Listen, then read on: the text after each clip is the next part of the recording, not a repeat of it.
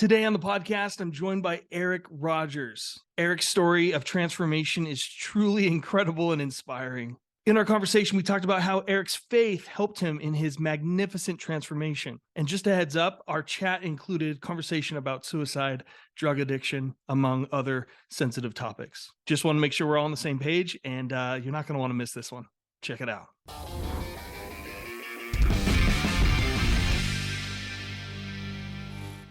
Eric, thanks so much for joining me today. I appreciate it, man.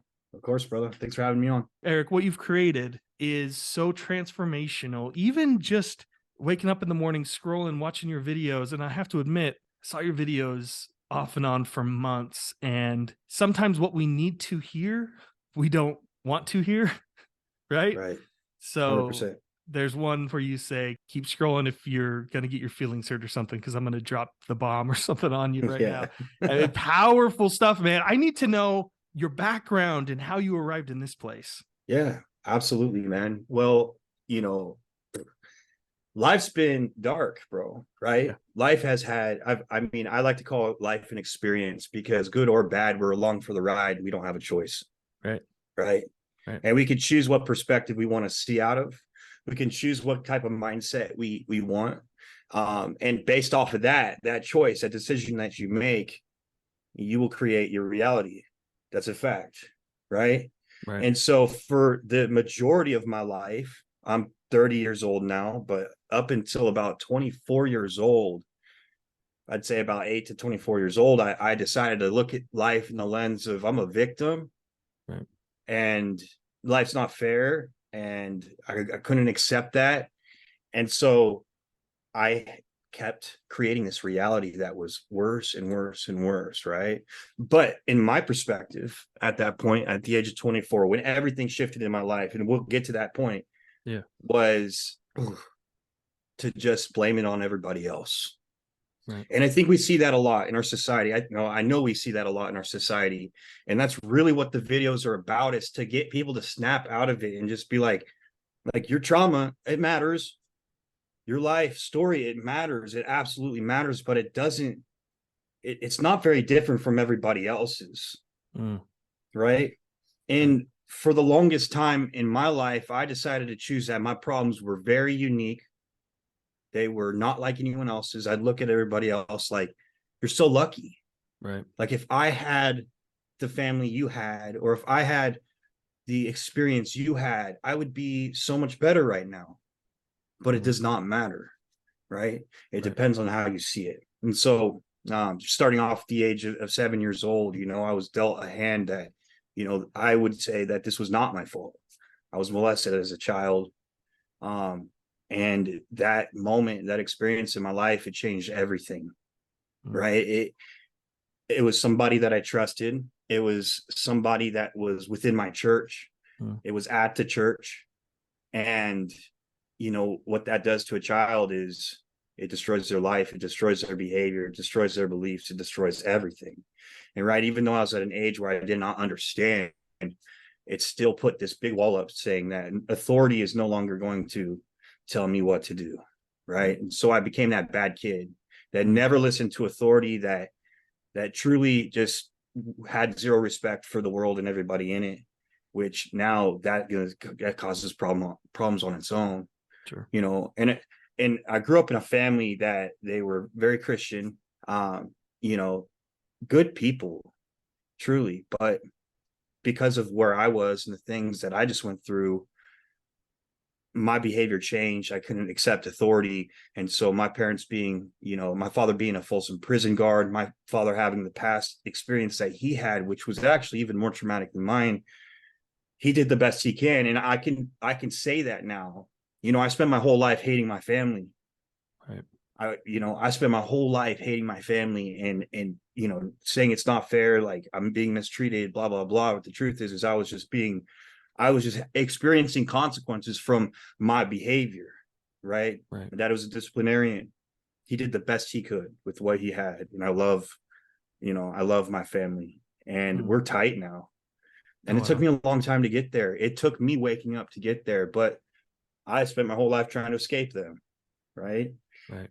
But if you were to see my timeline, it was just experience after experience after experience that was hurtful, traumatic, unfair, you name it. A lot of people listening to this can understand this because they've gone through it, or they're currently going through it right now, where it's just one thing after another. You're constantly being betrayed, you're constantly being mistreated and not understood and not accepted, right?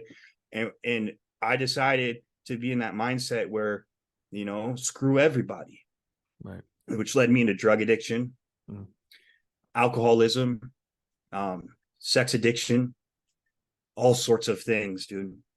And at the age of 17, after just a whole childhood of bad behavior and drug abuse, I started using drugs at the age of 8, right? Wow. It happened as an accident at first. Picked up the mom's pain pills, took them, and I felt good. I felt normal. I could laugh again. I wasn't so tight, and it unlocked humanity for me. Sure. Right? It took away pain, and I chased that till the age of 24 years old. Right? Right.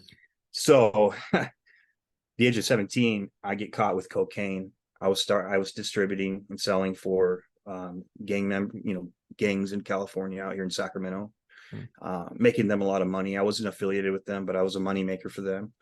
And my dad caught me, and being a cop, he said, you're done, get out of my house. Right. And so at the age of 17, I was homeless. Well, the first night that I was homeless, I went over to a friend's house, and I was telling him, I was like, hey bro, I got to quit doing drugs. Look, it's ruining my life. Like, I had these thoughts, and I knew I was losing everything. Like, I just lost everything. Right. And so he's like, yeah, I totally understand. Next morning I wake up, he pulls out a bag of white powder. He's like, you want a bump? And me being a drug addict, I'm like, absolutely. Right? Like, sure. Absolutely. Right. What happened was that was methamphetamine. Oof. It wasn't cocaine. Right. Oh. And so it was the first time I tried methamphetamines. And for the next 2 years, about a year and a half, 2 years, I was extremely addicted to methamphetamine. Right. And the way I used drugs was not just to party or have fun. Like, I used drugs to kill myself. And actually, something that I've explained on lots of podcasts is that with drug addiction, it's not just a pleasure seeking thing. For a lot of people, it's to escape pain. Right? We spend our whole lives either trying to escape pain or go towards pleasure. Well, people that have been through a lot of trauma, their whole life is built off escaping pain. And as soon as you start using things, whether it's drugs, alcohol, porn, or whatever bad habit, watching TV, laziness, to escape pain, well, that's when you have a real addiction, right? Because it works, but you have to keep doing it and chasing that. And so, about a year and a half of highly extreme meth addiction got me to a place where I was that guy on the side of the road screaming at cars. I used to pick up rocks and like lick them, bro. I had complete drug-induced psychosis and signs of schizophrenia. Wow. Right? Lost, homeless, broken. I had nobody, zero. I didn't have a job. I didn't have a house to live. But what I did find myself doing, because I had this loss of identity in my life, because I couldn't identify myself with my family, with friends. I was so isolated my whole life that when somebody did accept me or understand me, I would just attach to them. Sure. Right? People are listening to this. This may be an unlock for you to hear this. This is exactly what I believe our whole goal in life is to feel understood and accepted and a part of something. Right. And if you don't find out, if you don't become a part of something good, you will find a way, you'll find a part of whatever comes your way that accepts you. And for me, it was one of the worst gangs in the California area. And there I was accepted and understood. And I started selling methamphetamine for them, making them a lot of money. And I saw and witnessed some of the most evil, horrible things that a man should ever experience. And more trauma, right? Just more. Right. But here I am. It's like, it's my parents' fault. It's everybody's fault. It's blah, blah, blah, blah. Like, these people love me. I'm just going to be here. And next thing I know, I'll end in jail. 18, almost 19 years old, Sac County jail, looking at 10 years. Wow. And I spent 2 weeks in that jail cell. And it was the first 2 weeks in a long time that I've been sober, because I couldn't get my hands on any drugs. Right. which was very good for me because it was a moment in my life I realized like, wow, this isn't that bad. Right. Sure. And I started doing like push-ups and pull-ups and working out in the jail cell. And it felt good. Like I was finding a way to get those endorphins, that same feeling. I took about a week to sleep off the drugs. But after that, I was like, I had to move. I had to. And that was like the first time in my life. I did sports as a kid, like wrestling and stuff, but Yeah. I was always high doing something, right? Sure. This is the first time I was sober doing drugs. And I was like, man, this is the same feeling. Like this is filling a hole, right? So I got out of jail. I got OR'd, went through my trial. I won my trial by the grace of God, Wow. and everything was dropped. So what I did is I took all my I threw away my phone. I took what I could and I made it up to Truckee, California in the summer, and I spent 4 months in the woods under a tarp in a blanket, and I detoxed by myself. I didn't see a single person. What? Yeah. Dude, that's incredible. That's how I quit doing drugs. You threw away your phone, grabbed a And tarp, and went to the mountains. yeah, Holy I had cow, man. $40 and a box of chili, like a big box of chili. And I had my guitar, I had a tarp, and I had some string and a blanket. And I made a hammock out of the string and blanket. And it was the best experience of my life. I will never, I don't think I've experienced anything like that where it's just me, God, and wilderness. Right. And it was the most healing experience I ever had.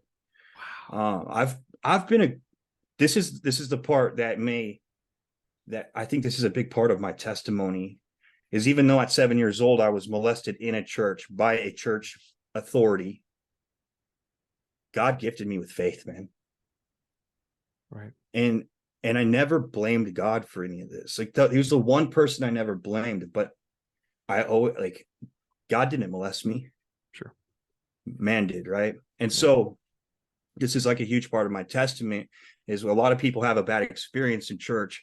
They have a bad experience in their faith with the people, right? What I try to tell them is like, that's not God.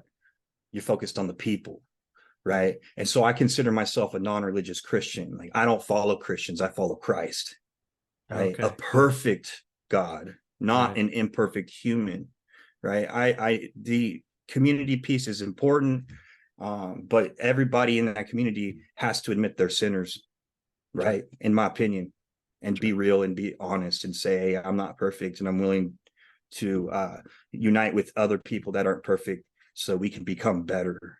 Right. It's a big part of why I've created a program it's a leadership development program. It's faith-based, is because all the leaders that I experienced throughout my life were so corrupt and so, I'm the best and egotistical, that I was like, I'm going to create something where we can be honest, where people can come in as they are, not be judged, and grow within that from that point forward. And then in the same on the same note, like develop these men into leaders that can go out in the world and be the leaders that we've never seen before. Right. And so I detoxed. I got a job. I was smoking weed still, and I started drinking a little. And then I met my ex-wife. We had a kid, and his name's Levi. And I fell right back into addiction, bro. I fell right back into it. And the reason why is because I believe from the time you're born, just as we're seeking our identity and somewhere to be accepted and understood, where I believe all of that is just the principle of we are seeking the kingdom of heaven. We're seeking Christ, right? It's we all have this hole, and we fill that hole with money, drugs, alcohol, girls, titles, YouTube plaques, right? All of these things, right? But it's never enough. Sure. It's never enough. Sure. Right? Even though it is fulfilling, it's never enough. Right. And so we keep going for more and more and more. And the only thing I've ever been satisfied in is my faith is in Christ. Right. And so I kept messing up because, number one, I was doing it alone. Number two, I was filling that hole with even fitness. Even though fitness was a huge part of my self-development and getting better, it still wasn't God. Right. And so it got to the point where I woke up one day, the ex-wife, she had the kid in the car. She's like, I never want to see you again. I destroyed my family, bro. My addiction came back at full force, and I did stupid things, and I betrayed my family. And this was about 5.5 years ago. Hmm. And this was when I was 24. Actually, this is like 6 years ago. I was 24. She left. She took my kid. She moved state. She never wanted to see me again. I lost everything again. Right. And so about 4 months of drinking and doing drugs, I decided, again, as a victim, I sat on the edge of my bed with a bottle of it was like black velvet, right? It's just nasty alcohol, and a Glock in my hand. And I had no one to call. I didn't have family. I didn't have friends. Again, I just isolated myself. And I sat there. I had no one to leave a note to. And I was just like, all right, this is it. I've lost everything. I'm, a POS. Life's just not for me. And so I stuck that gun in my mouth, and I put my finger on the trigger, and I started pulling that trigger, and I was sobbing, bro. Like I had snot everywhere. Like, this was it, bro. I was ready. And God gave me a vision. And that vision, it wasn't the type of vision, it was like great Sure. type of vision, Sure. right? Yeah. The vision was my son calling another man dad. Yeah. And I felt anger, and I felt jealousy, and I pulled that gun out of my mouth, and I said, this is one of my mottos. I'm going to be that motherfucker. And so I pulled the gun out of my mouth, and like something changed within me, and God called me something greater. And so the next day, I put down the booze, I put down the drugs. I started going to the gym. I started going 2-3 times a day, because every time I'd crave, I'd go do something. I started picking up nutrition. This was a slower process, but within 4 months, about 6 months, I completely transformed my life. I started looking better. I felt good. I was focused. I was sober. And I called, I called the ex, and I was like, this is who I am. This is what I've been doing. And she wanted me back. So, I moved to California. We worked on this. And, unfortunately, me and her didn't work out. But that was the moment where I decided I'm done, bro. And I changed my life. But the one thing that actually changed, it wasn't me. God obviously was a huge part of this. The biggest thing is that I finally took ownership of it. And I said, this is all my fault. Yeah. It's the first time in my life I've done that. I realized all my past actions led me here. And even though that first thing that happened to me wasn't my fault, everything past that was. Sure. And that was hard to accept. Right. Yeah. And so a lot of people struggling in life's not going your way. And maybe you're using drugs, alcohol, or whatever to mask that pain. Like, the fact is, dude, like, you've created this life. And it was the hardest thing to accept. Like, dude, this is my fault. My parents just did what they had to do. Right. She had to leave because of what I put her through. All these things happened because of who I was. And so I decided, hey, if all these past actions led me to this reality, well, if I change what I'm doing today, change who I am, it'll change my future. And so I started putting in the work. Right. And from that moment forward, not only did I really build my faith in Christ, but I changed my habits. And eventually, over time, that changes who you are, right? And the man I am today couldn't have been possible without my past happening. Right. And so when I make those videos, I'm speaking to the victim. I'm actually speaking to my old self, right? Oh, and wow. that's the biggest thing, dude, because I wake up every day, and the part of me, my flesh, wants to go back there. Sure. It wants to go back. Like, I want to drink and do drugs and be lazy. I want those things. But there's another side of me, which I believe is like my spirit saying, no, Eric, like, I have something bigger planned for you. Eric, you would have been dead by now, bro, if I didn't have something bigger planned for you. I mean, I survived cancer, 8 overdoses, multiple suicide attempts.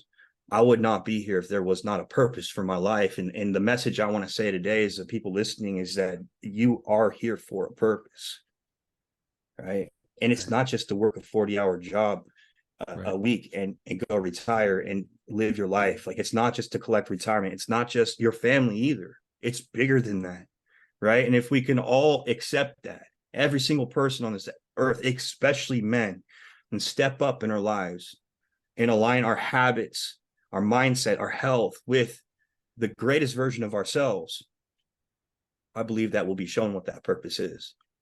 And at that point is when you have been fully aligned and you've accepted like everything in my life is my fault. And it's also, all the good things too that I do. I could celebrate that is when you're gifted something called passion. Right.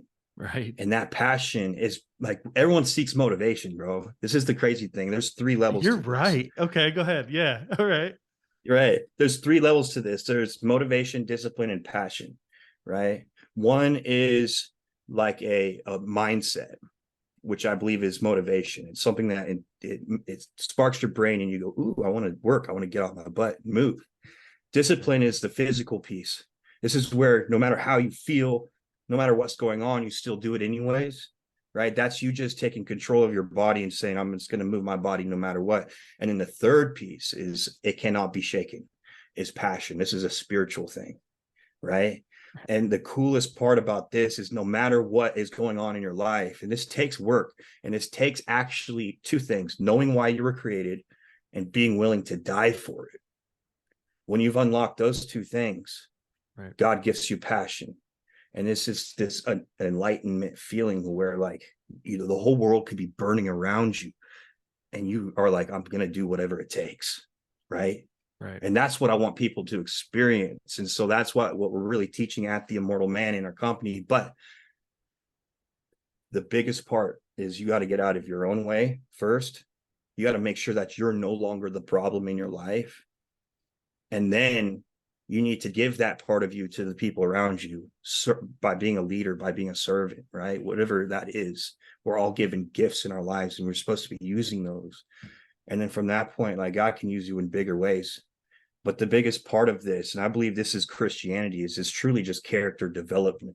Like God allows hard things to happen in your life and people to betray you and all this horrific shit we all go through.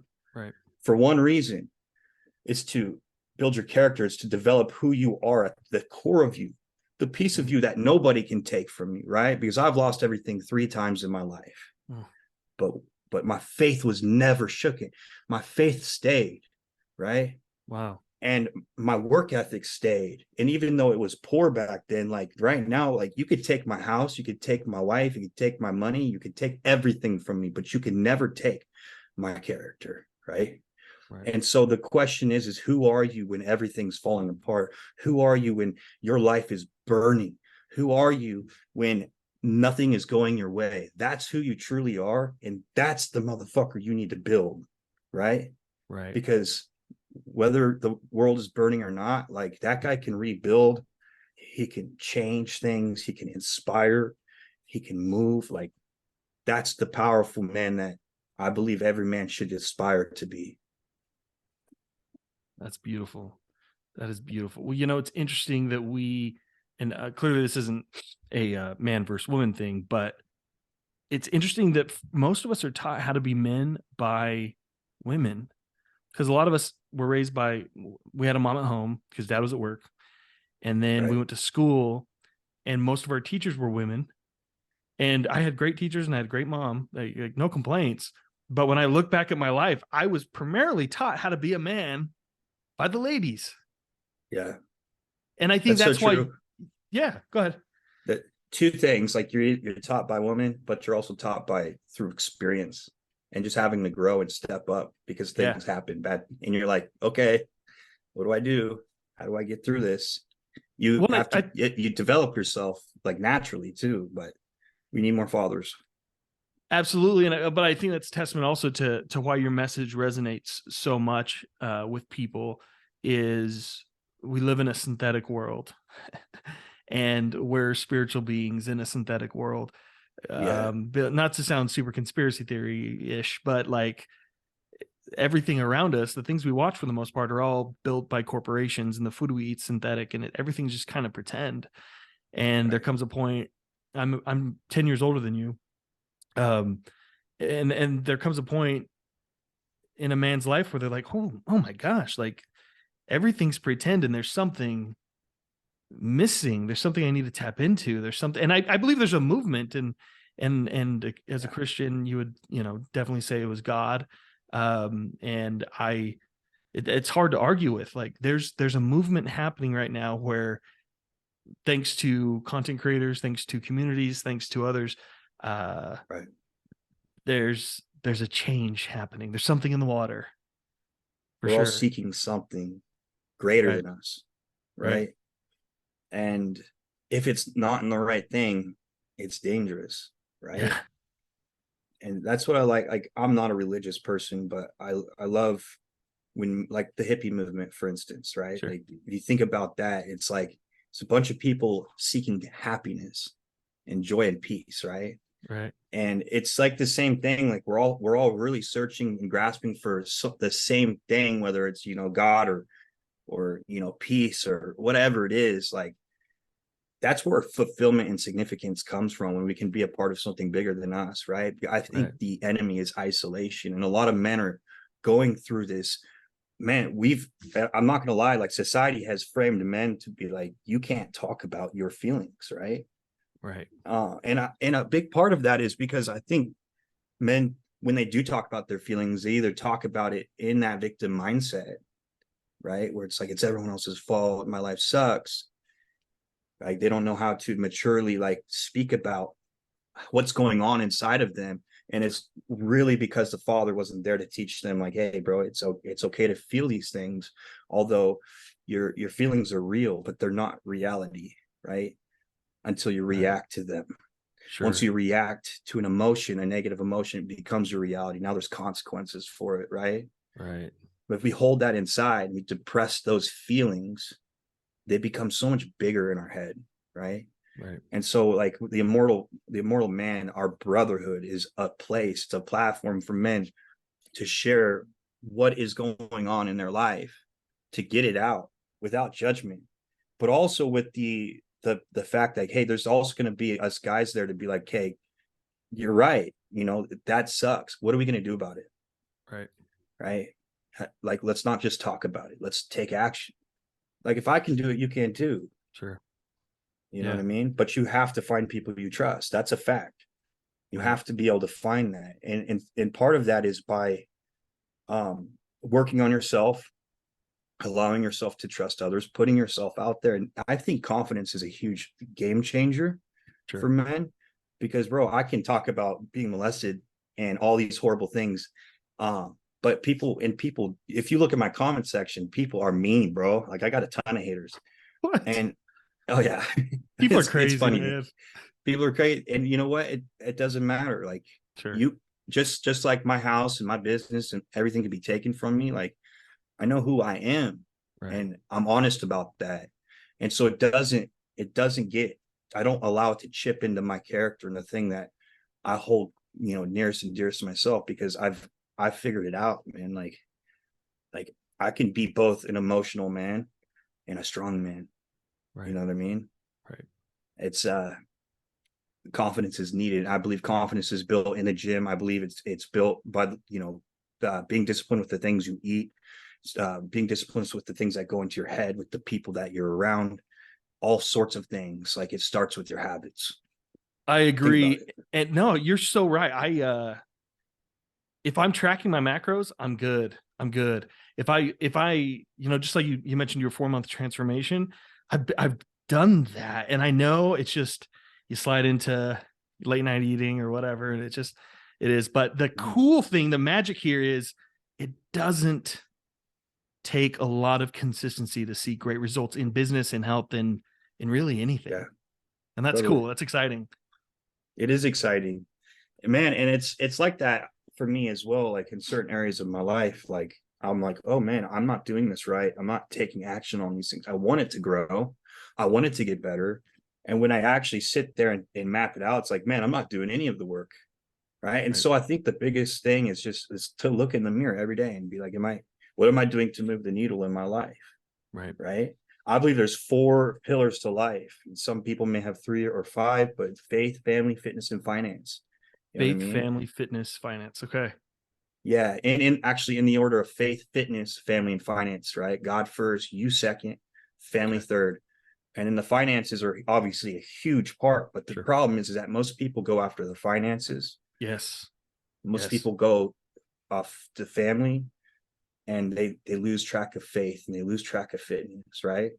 And I do not like the word balance. I'm a very obsessive person. Yeah, me too. I believe in being equally obsessed with all four pillars of life, which means that on a daily basis, you have to water those plants every day to create a schedule that grows your faith, grows your fitness, grows your family, and grows your finances. Because at the end of the day, I mean, you want to live a long life, a good life. Not necessarily saying that, it's promised, but if you consistently work on all four of those pillars for a long period of time, there's harmony, right? Right. Because a lot of people get really rich, but their family, they get a divorce, or a lot of people get really rich and then they're fat and Right. they don't take care of themselves. They have a heart attack. What was that worth? Right. Right. So I believe, like, we all want to leave something behind, and we forget that the biggest thing about legacy is not what we leave behind, it's what we leave in people, right? Yeah. Which is that character I was telling you about. And a lot of people in this world, they don't necessarily need a lecture or a leader. They just need an example. That's powerful. Thanks, bro. And just like the pillars of a building, I mean, they're equal. Each pillar is, if they weren't equal, then the building would tumble, right? Like, Yeah, be obsessive about each one. 100%. Yeah. That's And powerful. as a man, you're the strongest pillar within your family, within your business, within, your community as well. A lot of Right. men don't get this, is that we have a much bigger, and this isn't saying women don't, because they definitely do. Right. They're a huge part of holding the house up. But for instance, we're basically living on a house of cards, right? And if a man has no emotional control, or a man doesn't take care of himself, or a man is insecure, let's say, as soon as that man reacts to a circumstance, if it's bad, it all falls apart, Right. right? And so it's important to develop yourself into somebody that is confident, into somebody that can work through stress, that can handle high pressure situations, right? Depending on what you're trying to build, but if you want people in your life, this is the problem. People always, they're like, everyone leaves me, blah, blah, blah. It's like, are you stable? Do Yeah. you create that place where people feel sturdy and stable around, where you're attracting people where they want to be around you, right? It's that whole looking in the mirror thing. So the fact is the better you are, the more stable and secure you are. And I'm not talking about finance, I'm talking about your character. Right. The more the right people are going to want to be around you and be a part of building your legacy, and be a part of building something great that everybody grows in, rather than just you focus on you. I believe self-development has become self-obsession. Mm. I believe that most people on this planet are becoming their God, instead Mm-hmm. of, bowing down to a greater power. And I think that's a big reason why our society is the way it is, because our leadership is a bunch of people that just care about themselves, right?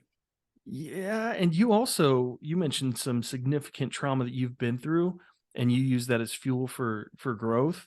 There's a trauma cult in the culture where people talk about their trauma as why they're not stepping things up, why they're not improving.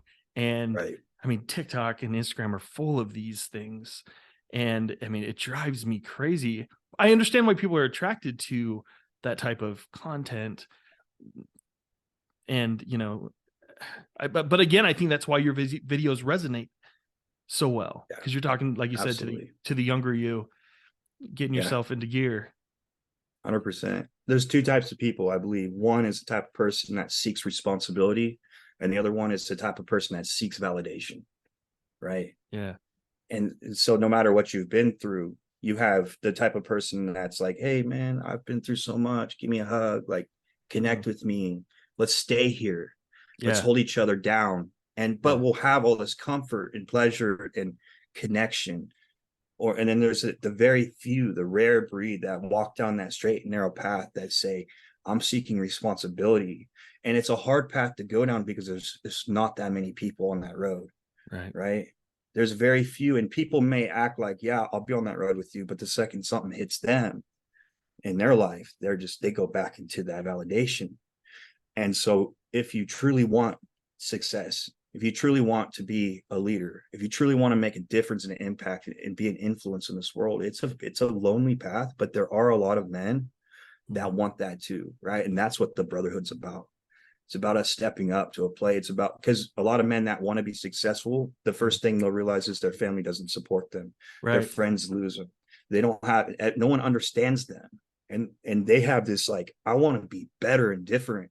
And everyone else in the world around them's like, just stay here. It's okay. You can be normal and mediocre. And it's so dangerous. Yeah. Right. And so I'm calling all men that want that greatness to come together in our brotherhood and have that support, have that camaraderie and accountability that you need to be great, be around people that are not only determined to win, but also understand you and your goal setting and your great mind. Right. Right. Right. That's powerful. And that's at your website, right? People can find out more. I'll put the links in the show notes, but that's on your website. That's amazing. Have you written a book yet? No, I'm You going should. to though. Let me tell you something. Thank you, brother. I wrote a book, and I'm not trying to like it's not published yet, but I wrote a book 2 weeks ago. Okay. And I'm going to tell you my trick here. And all I did was I would go on walks, because I've tried to write so many books over my life, but I would go on a walk. I would open up my email app and hit the little microphone and just start talking. And it'd be a 30-minute or an hour walk. And then I would email that to myself, get home, put it in a Google Doc. That's a chapter. That evening, another chapter. That evening, another chapter. And so I've had 2 people read it so far, and they're like, cool, good. I'm going to send it off to an editor, and it should be on Amazon within 30 days. No way. So, yeah. I'm going to self-publish it. That's great, bro. Like, I'm going to do the punk rock thing, DIY, Yeah. But vintage, bro. Vintage. That's right. But just sitting down and typing, like, that's not me. That's not me. I've tried and failed and failed. But if you just open your email app, email yourself a chapter, dude. All right, I'm on it. I'm gonna start that. Do it, honestly, man. That's because I have a hard time sitting. Yes. Unless I'm on a call and I'm actually interacting with somebody, Yes. I have a hard time sitting here and typing. Like, I'll have to set a timer for 25 minutes, focus, and then 5 minutes of getting up and running around. I'll fall asleep right on my desk. Yeah, right. Well, and I'm taking it. Do it. So I started out like just pacing in my office, right? Talking to myself. Now I need my mind going. So we have a path here next to the river, and I would just walk next to the river, talking to my phone, chapter. Dude, I think it was 4 days that I wrote the whole thing, and it's 18,000 words. So, it'll be like, I don't know, probably less than an inch thick, probably a half inch thick. Okay. And then people reading it and be like, oh yeah, dude, you totally wrote, you totally, this is not like Lord of the Rings or Game of Thrones or something. Like it's a self-help book. I think it's going to be called How to Achieve Anything. Okay. I love that. I just kind of reverse engineered some stuff that helped me. Anyways, do it, man. Good. I'm telling you. Okay. You have a story definitely worth sharing. If someone's, yeah, man, thank you. If someone's listening to this right now and they're feeling stuck in their work or their pursuits of their goals or in their marriage or whatever it is, what's your best advice on how to get unstuck? It's a very broad thing. I listed like 6 different ways someone can be stuck. Yeah. Right. So, I mean, like, I would just talk about marriage real quick. Yeah. Right. Even though my marriage didn't work out, and I don't know how many married people are listening to this, even though my marriage didn't work out, unfortunately, I checked all the boxes. Right. And what I mean by that is I let go of, I'd say the biggest thing is letting go of myself and what I wanted, and started to look outside and see what she needed. Right. And realizing that I think that the reason why we all get stuck is because we are chasing some type of comfort, pleasure, or validation for ourselves.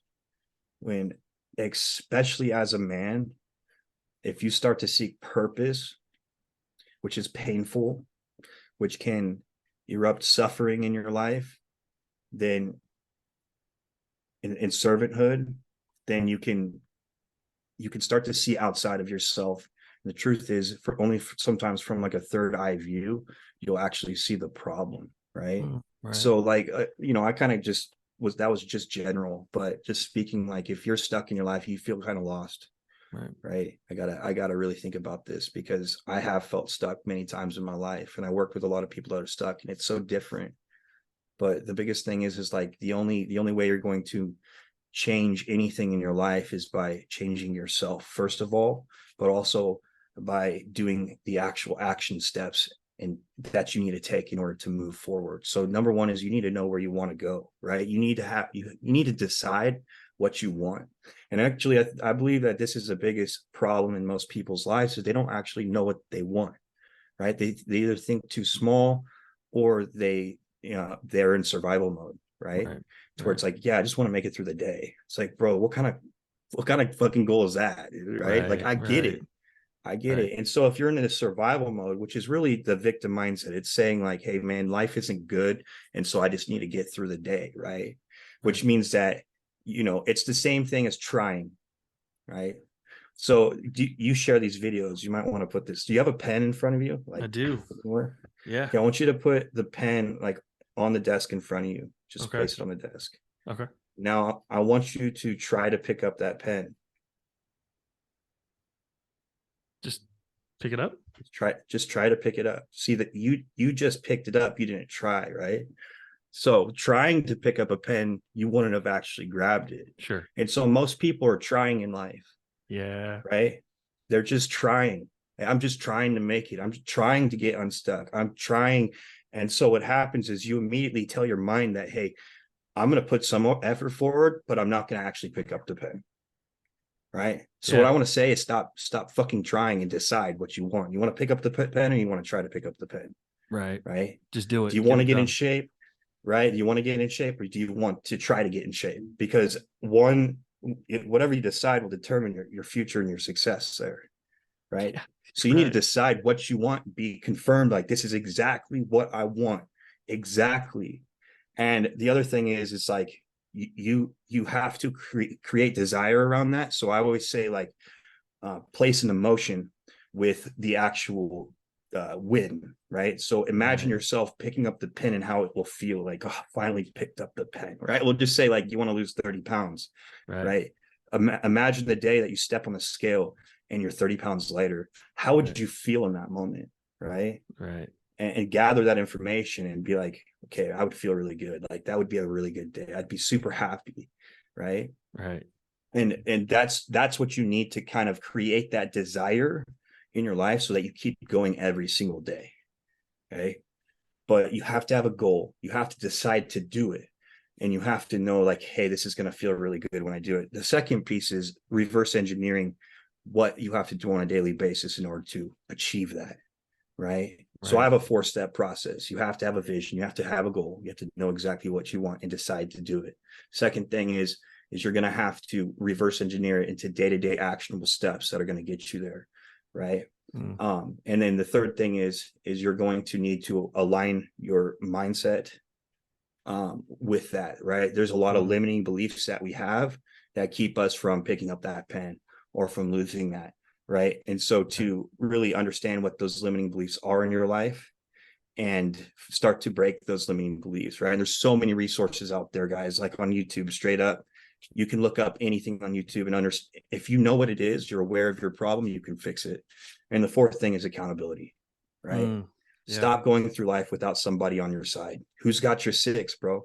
Who's got your back? Who's going to tell you how it is? Like I do. You see my videos, because if you look at my videos, you need somebody like that to tell you to wake the fuck up and get your stuff together and stop making excuses and get to work, right? You need somebody there on a daily basis that's going to catch you when you start whining and crying, like, man, I can't do this. My dog died.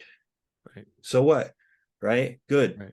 Do it for your dog. Get up and go. You know what I mean? Because the fact is like, you brush your teeth on a good day and a bad day, right?